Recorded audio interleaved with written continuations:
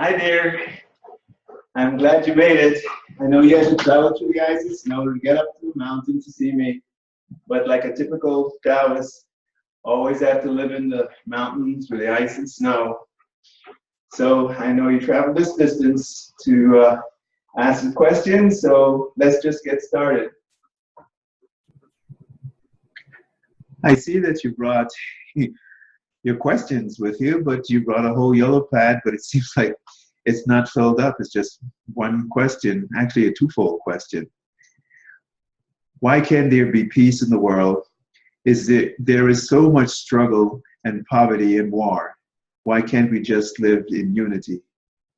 That's an interesting question. It's actually a two-part question. I usually try to answer my questions that's posed to me by giving an example. Okay, let's start this way.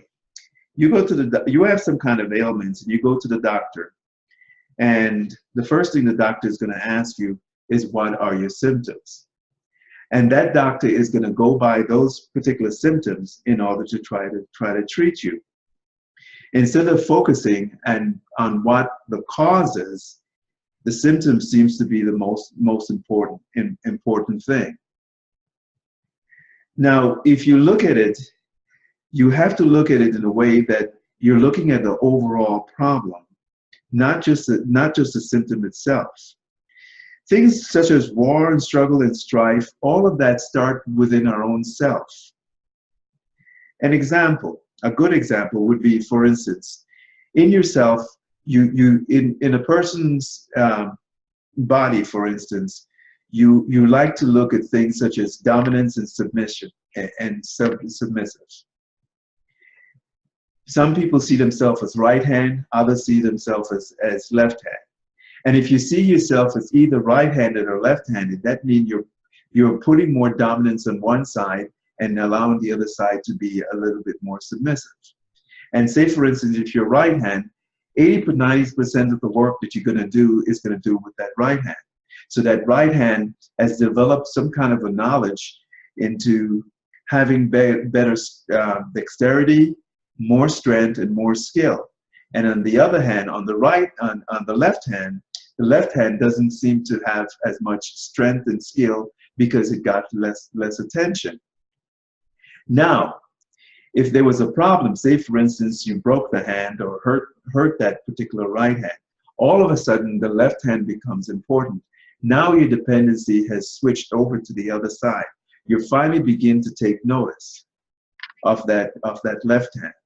And now you're realizing the problem that left hand has. It doesn't have the strength, it doesn't have the skill, it doesn't have the dexterity as the right hand. That kind of problems, when you look at it that way, you'll notice that inside of your own body, when you deal with dominance and submissions in your own body, the way you take care of things, say for instance you're walking and you never really paid that much attention to your foot and you hit your toe. All of a sudden, that little toe becomes the most important things in the world. But if it wasn't hurt before, you probably wouldn't have noticed or even paid that much attention to it at all. The way that you view yourself is the way that you're going to view the rest of the world. If there's dominance and submissions inside of you, you're looking for it in the outside world exactly the same. There is no difference.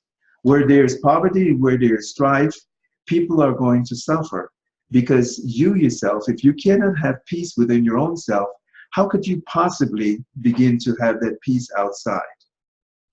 And if you see dominance in your own self and dominance and submission in your own self, that will also continue to happen. And if you look at it also this way, when we choose a leader, how do we manage to choose a person to lead us?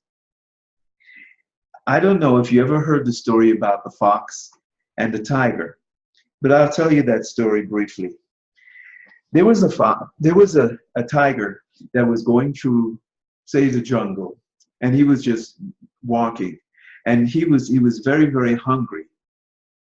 And as he's walking through, looking for food or for prey, he came across this fox. And of course, he's hungry, so of course he's going to jump on this fox and try to eat him. So as soon as he sees this fox, he paused himself and was getting ready to jump. Of course, the fox has a keen sense of smell, so he turns around and sees the tiger pause to jump on him. And the fox says, "No, no, no, no, no, you can't do that." And the tiger looks at the fox and said, "Why not?" He says, "Because I am a holy man, and people fear me. Everything, all the animals here fear me because I have powers." And the tiger says, "No, you don't. You're just a fox." He says, the fox said to him, "Well, I could prove it to you. Just follow me and I'll show you." And so the fox began walking through the woods and came across a watering hole where all these other animals were drinking water. As soon as the fox showed up, all these animals turned around and ran away from him. And the fox turned around and looked back at the tiger and said, "See, I told you, all of them fear me because I'm a holy man and I have a lot of power." Now, the gist of that particular story is that no leader has any power unless he has the power of the tiger behind him. If everyone decides to change that, then that would make a big difference. But the problem is that when we become followers of ourselves, we begin to take control of what's going on with ourselves, and that kind of control can bring us more peace within ourselves, and that peace can be spread to others. When we deal with something as strife, we begin to learn a sense of compassion, and with that compassion comes a great amount of understanding and kindness, because we're giving that kindness and understanding to ourselves. We don't have to look for consequences, negative consequences of anything that's going to happen. All we have to look for is within our own self, learn to respect our body, learn to respect our mind, learn to have dignity within our own self. Not have a right hand and a left hand. The way that I was brought up is that you don't have a right hand and a left hand, you have hands. And if one hand could do something, the other hand should have the same ability of doing it.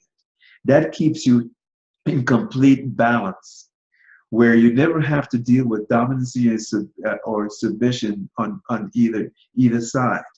And if you treat yourself just that way, you take care of yourself. And for a moment, people would say, "Well, you're being very selfish." But selfishness is actually a good thing, because selfishness is all inclusive. Everything is included in your selfishness because you're searching for your own enlightenment. And every single part of this universe and every single person is part of that enlightenment. So if you do things to make yourself, the holistic self, comfortable, then at that time you will attain some kind of peace within self, comfort. Now that'll be all for today, and then I will continue to answer some more questions later on. Now what I will do is that if you want to get contact with me, there's my website at the bottom. You could contact me and I could answer your questions personally.